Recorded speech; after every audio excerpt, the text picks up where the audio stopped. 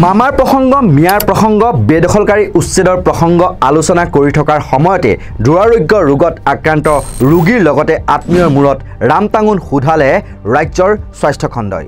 দুৰাৰোগ্য ৰোগৰ চিকিৎসাৰ পঞ্জীয়ন মাচুল বেদৰ মাচুলকে ধৰি অন্যান্য সকলো মাচুল বঢ়ালে ৰাজ্যৰ এখন চৰকাৰী কৰ্কট প্ৰতিষ্ঠানে। হয়, গুৱাহাটীস্থিত ৰাজ্যিক কৰ্কট প্ৰতিষ্ঠানে বৃদ্ধি কৰিছে চিকিৎসাৰ মাচুল।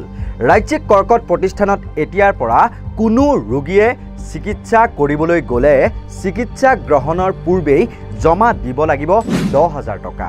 ৰোগীক ভৰ্তি কৰাব লগা হ'লে ভৰ্তি কৰাৰ পূৰ্বেই দিব লাগিব এই ধনৰাশি। ঠিক তেনেদৰে ৰোগীৰ নামভৰ্তিৰ মাচুলো 360 টকালৈ বৃদ্ধি কৰা হৈছে। পূৰ্বতে ৰোগীৰ পঞ্জীয়নৰ বাবে 100 টকাকৈ লোৱা হৈছিল। 200ৰ পৰা 1500 টকালৈ বৃদ্ধি কৰা হৈছে জেনেৰেল বেডৰ মাচুল। 3000 টকাৰ পৰা 4000 টকালৈ বৃদ্ধি কৰা হৈছে ICUৰ মূল্য।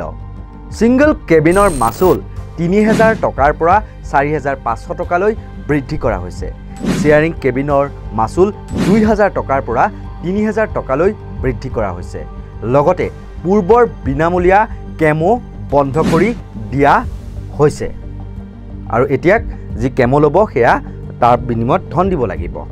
আনফালে ঔষধৰ মূল্য বৃদ্ধিত ত্ৰাহি মধুসূদন দেখিছে জনতাই। এফালে মিয়া খেদি বাহ লৈ আছে আৰু আনফালে জনতাক কেঁকুৰা চেপা দিছে হিমন্ত বিশ্ব শৰ্মাৰ চৰকাৰে।